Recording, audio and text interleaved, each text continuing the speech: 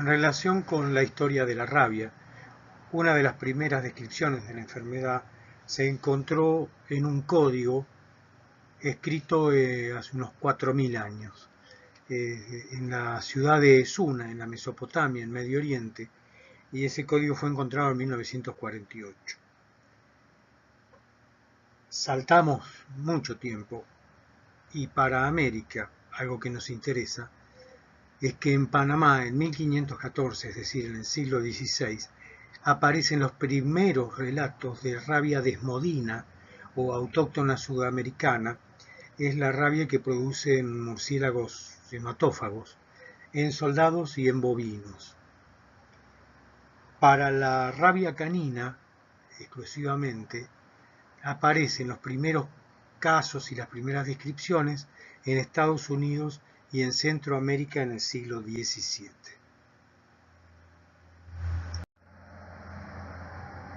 Continuando con esta pequeña descripción de hechos que a través de la historia de la rabia nos permite entender la situación que vivimos hoy con respecto a la rabia, un hecho trascendente fue que el 20 de enero de 1807, es decir, a comienzos del siglo XIX, Sir Samuel Auchmuty comanda la ocupación de Montevideo y dando comienzo de alguna manera a la segunda invasión inglesa.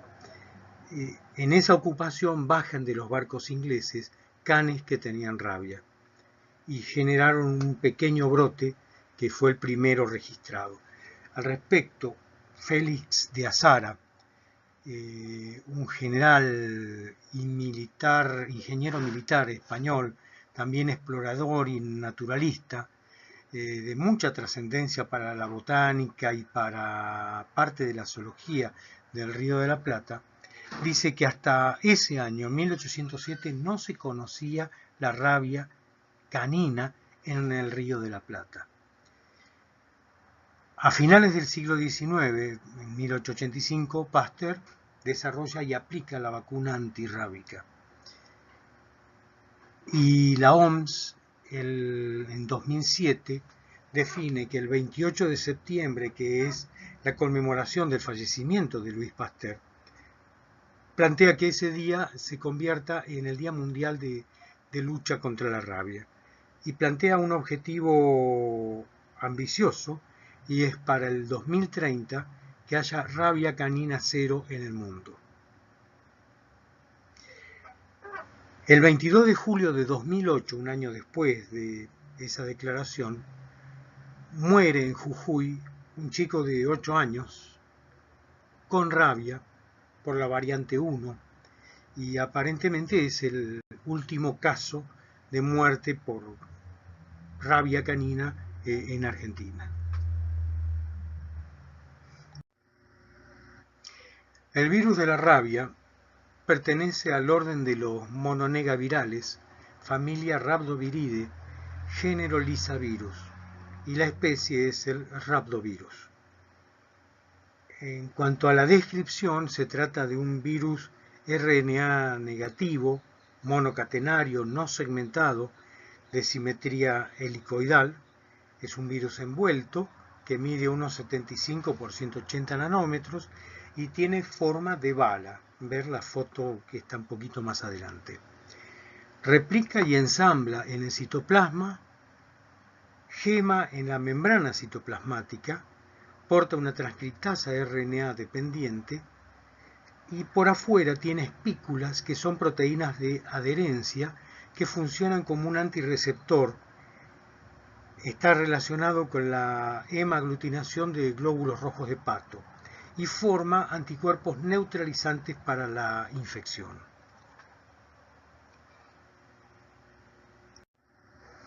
El género Lyssavirus está integrado al menos por 9 virus. Muchos son de África, algunos de Europa, algunos de Australia. 5 de ellos pueden infectar humanos. La mayoría están presentes en murciélagos o en otros animales. El virus que nos interesa a nosotros es el genotipo 1, serotipo 1, que es el rhabdovirus. La cepa prototipo es la salvaje o virus calle, como lo llamaba Pasteur. La distribución geográfica se lo considera cosmopolita, a pesar de que no existe en Escandinavia y en algunas islas. Los hospedadores son los mamíferos, dentro de ellos humanos, murciélagos, bovinos y el resto de los mamíferos.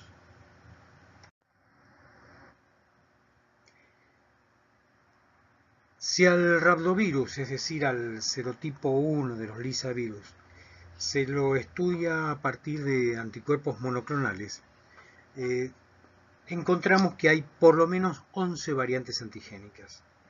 De esas 11, solamente hay 5 que nos interesan en Argentina y en los países vecinos.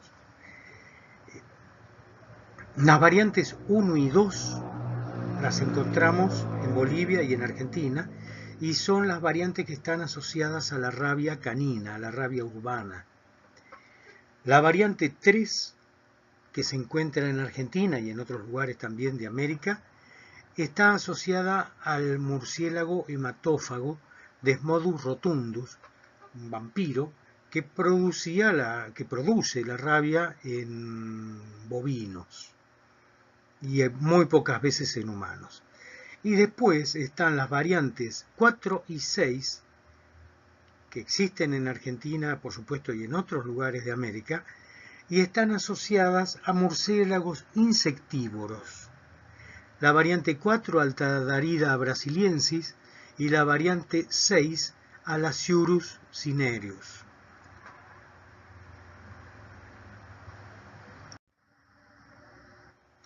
En esta foto se pueden ver dos formas del virus rábico, una forma oblonga, redondeada, más pequeña, y la típica forma de bala.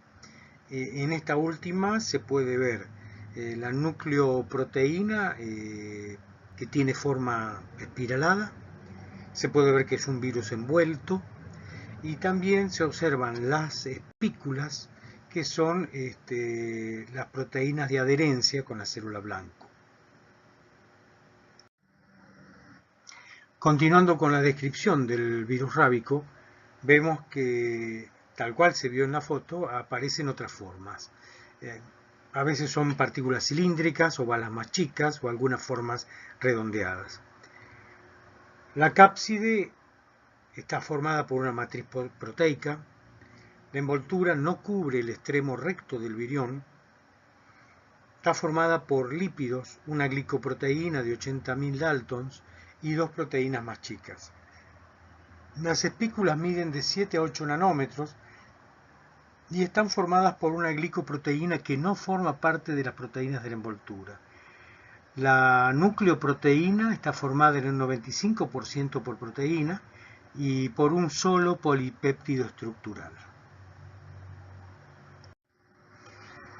Dos aspectos centrales en la replicación del virus son la transducción y la gemación. En cuanto a la transducción del RNA mensajero, se hace en los ribosomas, que están libres en el citoplasma, pero se completa la síntesis y se hace la glicosidación de las proteínas en el retículo endoplásmico y en el aparato de Golgi. La gemación en las neuronas se produce hacia el exterior de la célula, en las glándulas salivales hacia la luz de los acinos. En estos dos gráficos se puede observar en el de arriba la forma de bala del virus, y de afuera adentro están dibujadas las espículas, que están formadas por la glicoproteína, la membrana de envoltura del virus, la cápside, que está formada por la matriz proteica, y en el interior la ribonucleoproteína, que está acomodada de manera helicoide. En el corte transversal, también de afuera adentro, vemos la envoltura, la bicapa lipídica que forma la envoltura del virus, la matriz proteica de la cápside, las ribonucleoproteínas y en el interior el ácido ribonucleico. Con respecto a la definición de la enfermedad, la sinonimia es rabia, hidrofobia o lisa, como se la llama en distintos lugares del mundo. Se trata de una encefalomielitis zoonótica quiere decir que es primariamente de los animales y accidentalmente del hombre, de origen viral, de evolución aguda y curso mortal. Está causada por el rhabdovirus, género Lyssavirus, familia Rhabdoviridae. Se transmite por mordedura, es decir, por la saliva de los mamíferos de animales infectados.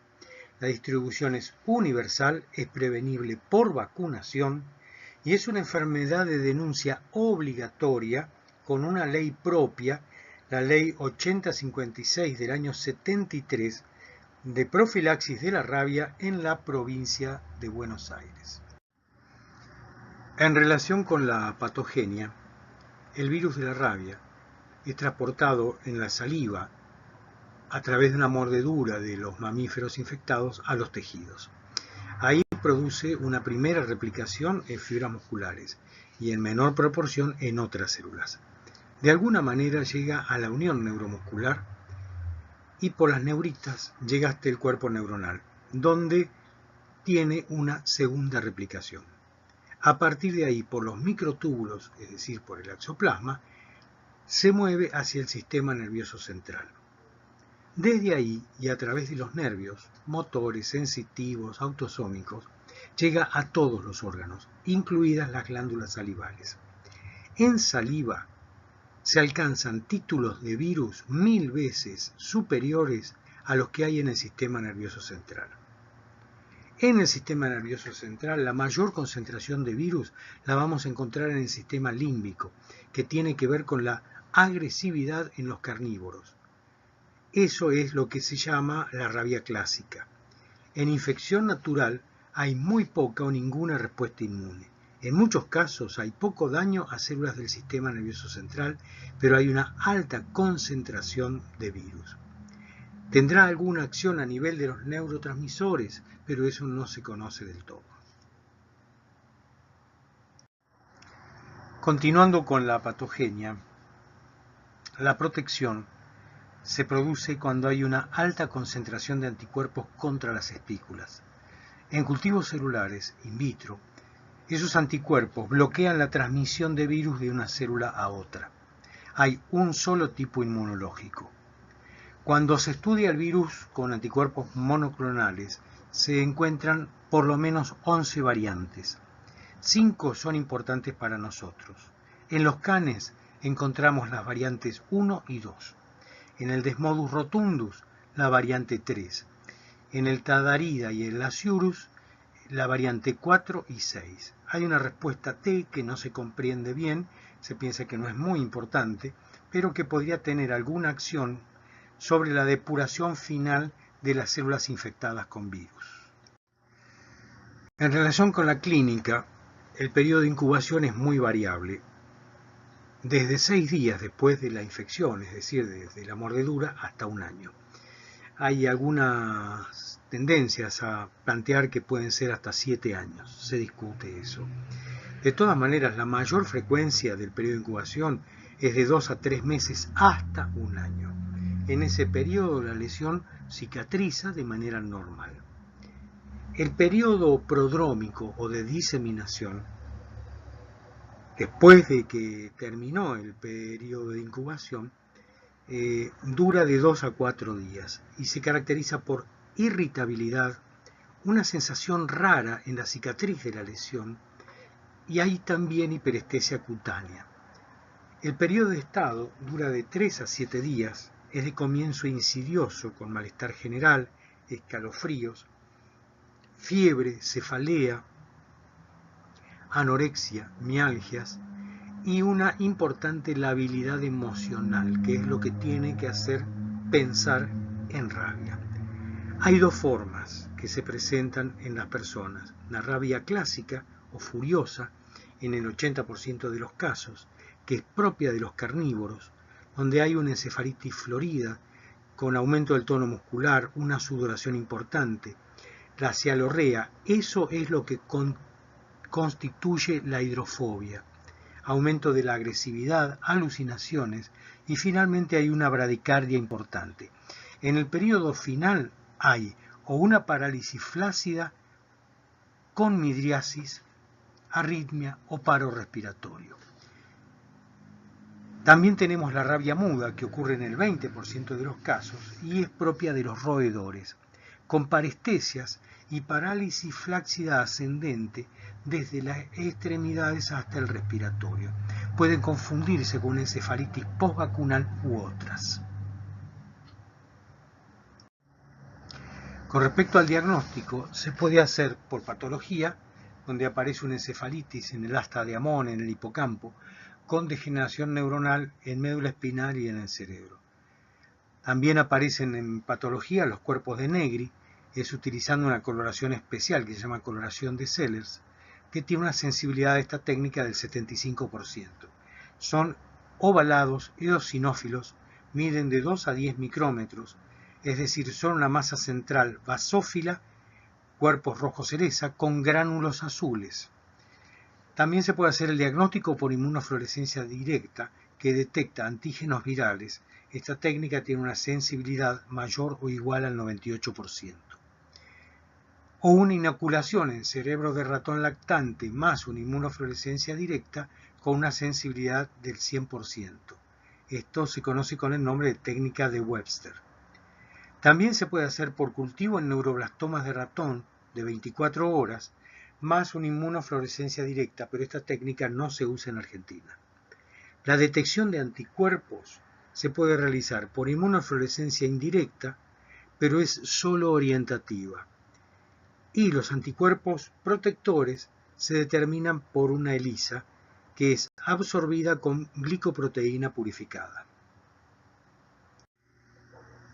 En cuanto a la epidemiología, como definición epidemiológica de la rabia, podemos decir que es una enfermedad de los mamíferos, es enzootica, epizootica. El hombre se infecta de manera accidental y hay subregistro. Se reconocen 3 formas de presentación de la rabia: una forma urbana, que es provocada por perros y gatos; una silvestre, fundamentalmente por murciélagos no hematófagos, y también por zorros, zorrinos, mapaches, en otros lugares del mundo lobos, mangostas; y la forma pareciente, que está provocada por el murciélago hematófago, Desmodus rotundus, también se conoce como autóctona sudamericana. Se presenta fundamentalmente en bovinos y el hombre puede infectarse accidentalmente, pero es de muy baja frecuencia. Se piensa que puede haber llegado a nuestro continente por circulación transpolar por zorros y lobos. El mecanismo de transmisión, la mayor frecuencia es por mordeduras. Después baja la frecuencia en arañazos, lamidas, aerosoles de quirópteros, trasplantes de córnea y otros trasplantes. El riesgo frente a una exposición de tener una forma clínica sin ningún tratamiento anda entre el 30 y el 50%. La letalidad es prácticamente total. Quizás hay 4 sobrevivientes en el mundo, con uno posible en 2004, pero estos sobrevivientes tienen secuelas psíquicas y físicas muy graves. En la mayoría de las exposiciones, si no hay tratamiento a partir del día 14 después de la infección, es decir, de la mordedura, aumenta el riesgo. Continuando con la epidemiología, los huéspedes susceptibles son los mamíferos, pero se reconoce una diferente susceptibilidad frente a la infección por el virus rábico de diferentes especies. Así, se conoce que tienen una susceptibilidad mayor los zorros, los bovinos, los gatos. Una media, los perros, los zorrinos, el hombre, los mapaches y en otros lugares del mundo los lobos, las mangostas. Y una susceptibilidad menor o casi inexistente se ve en la comadreja overa, la comadreja común. No obstante eso, cualquier mordedura por comadreja, igual hay que atenderla y tratarla porque no hay ninguna seguridad que ese animal en particular no esté infectado. Las aves es muy raro que la sufran, pero no la pueden transmitir. En cuanto a la variación estacional de las formas urbana y silvestre, hay más casos en primavera, verano y otoño. La distribución geográfica es mundial, no obstante eso hay zonas libres. En cuanto a Argentina, tenemos que distinguir dos grupos de provincias. Por un lado, Tucumán, Santiago del Estero, Salta, Misiones, Chaco, Jujuy, donde se produjo la última muerte humana en el 2008 por una variante 1. Estas provincias están controladas en cuanto a la rabia, pero con riesgo porque los países limítrofes tienen rabia de las variantes 1 y 2 y aparecen entonces en esas provincias. En el conurbano, de la misma manera, hubo una epizotia canina y felina muy grave entre 1970 y 1984.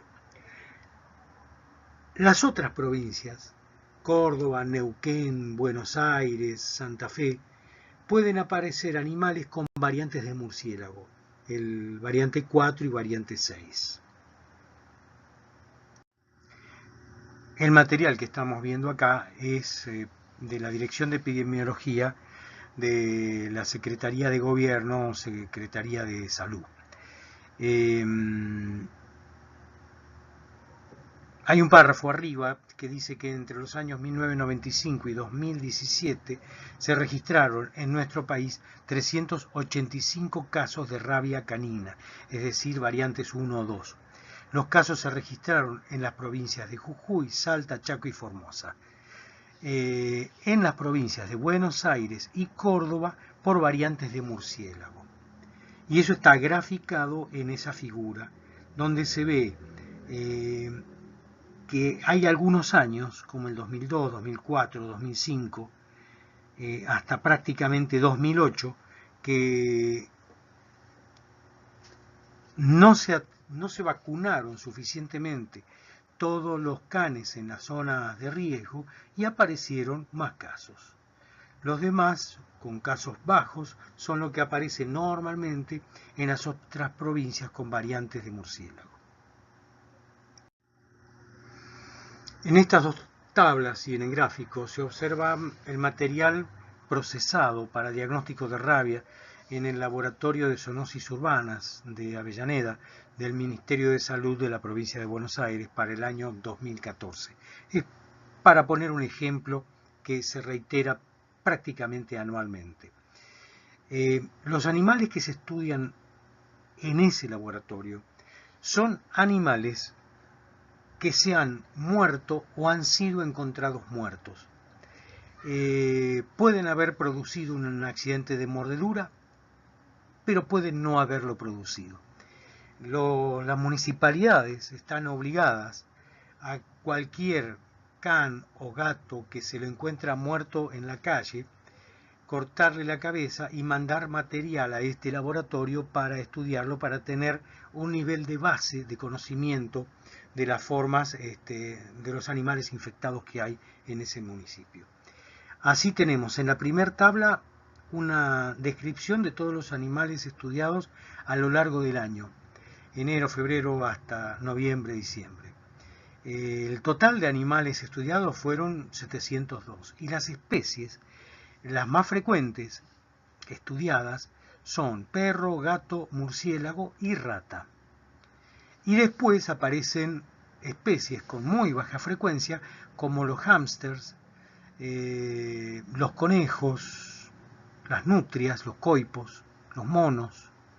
De todos esos animales, los positivos son los que se muestran en la tabla de abajo, que son 8, 9, prácticamente uno por cada municipio, y fíjense que la frecuencia de aparición es prácticamente desde septiembre, octubre hasta mayo, y la mayoría son murciélagos, y en La Matanza aparece un gato pero también infectado con virus de murciélago.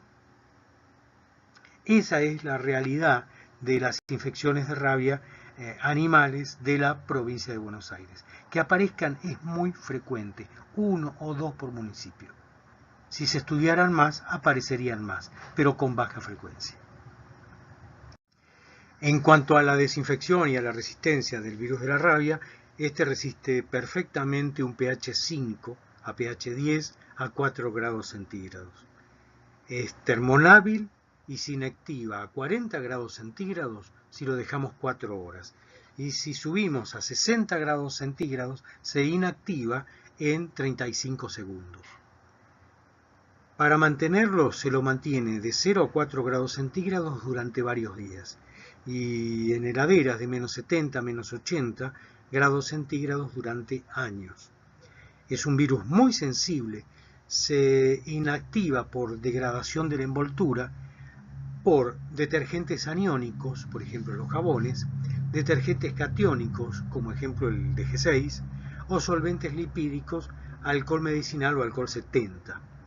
Es importante no mezclar los detergentes aniónicos con los catiónicos en el tratamiento, en la desinfección de la mordedura, porque se inactiva. El tratamiento necesariamente tiene que empezar por una toilette muy prolija de la herida, dejando en la mordedura el detergente aniónico, catiónico que se esté utilizando, por lo menos durante 15 minutos, para que desprenda todo lo que puede estar pegado en anfractuosidades en distintos lugares de la mordedura. Eso tiene que ir acompañado, cuando corresponde, por una antibiótico-terapia y por profilaxis antitetánica. El control veterinario de los animales mordedores se hace exclusivamente de 3 animales: los perros, los felinos y el ferret o hurón de cautiverio. Es un hurón europeo que prácticamente no existe más en la naturaleza. Esos animales, cuando han mordido, el veterinario los tiene que estudiar durante 10 días. Si el animal muere, desaparece o no se lo puede identificar, la vacunación antirrábica es obligatoria. Si la lesión ocurre en cuello, cara o cabeza o en el pulpejo de los dedos, se deben dar 3 dosis de vacuna antirrábica como tratamiento preventivo, mientras se controla el animal mordedor. El tratamiento de la rabia clínica no existe, es solo sintomático y reanimación. Por lo tanto, el tratamiento preventivo postmordedura o premordedura es central. La prevención y el control se hace a partir de vacunas en los animales, castración, y hay algunos intentos desde hace unos años de vacunación para los animales silvestres. Pasteur clasificó al virus de la rabia en 2 grupos.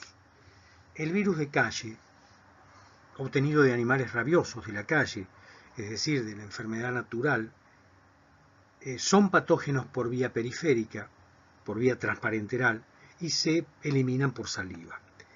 En las neuronas infectadas aparecen los cuerpos de Negri, y el ratón adulto, cuando se le infecta por vía intracerebral, muere en un periodo largo entre 7 y 21 días después de la infección. El virus fijo lo obtuvo a partir de pasajes en cerebro de conejo. Después de unos cuantos pasajes se fija el poder letal del virus. Es casi nada patógeno por vía periférica, mucho por vía intracerebral, no produce cuerpos de Negri. Al ratón adulto por vía intracerebral lo mata en 7 días después de la infección. Es decir, se ha fijado el tiempo que usa el virus para matar el ratón. Es a partir de este virus que se hacen las vacunas. El objetivo de la vacunación en la rabia es levantar en el paciente el título de anticuerpos protectores de la manera más rápida posible. Para eso se usa la vacuna Fuensalida Palacios, o cultivada en cerebro de ratón lactante. La produce el Instituto Biológico del Ministerio de Salud de la provincia de Buenos Aires desde hace 50 años.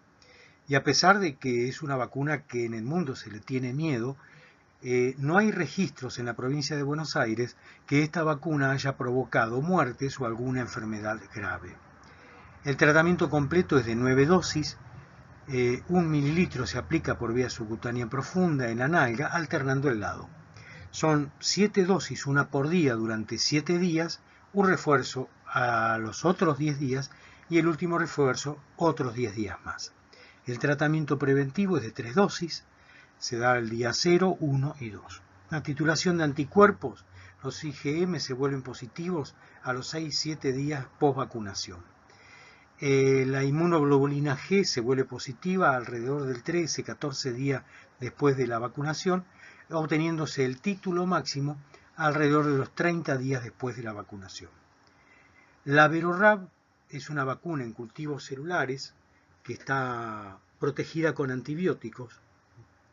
Se utilizan dos esquemas, el más común es de 5 dosis, se aplica 0,5 mililitros en el brazo alternando los lados y se aplica el día 0, el día 3, el día 7, el día 14 y el día 28.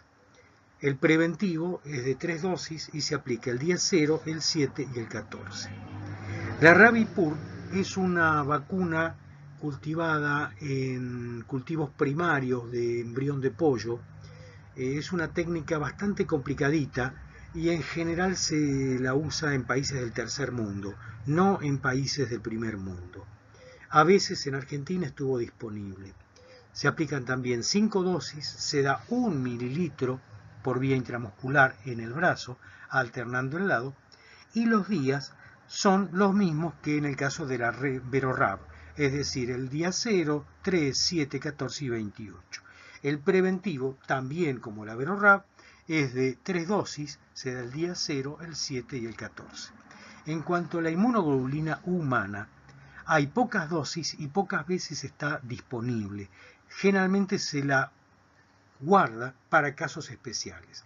Por ejemplo, personas que son inmunodeficientes, por una razón conocida, es obligatorio el uso de la inmunoglobulina antirrábica humana. Se utilizan 20 unidades internacionales por kilo de peso, se aplica la mayor cantidad de inmunoglobulina alrededor de la herida y en la herida, y si no se puede seguir aplicando alrededor de la herida, el resto se aplica por vía intramuscular.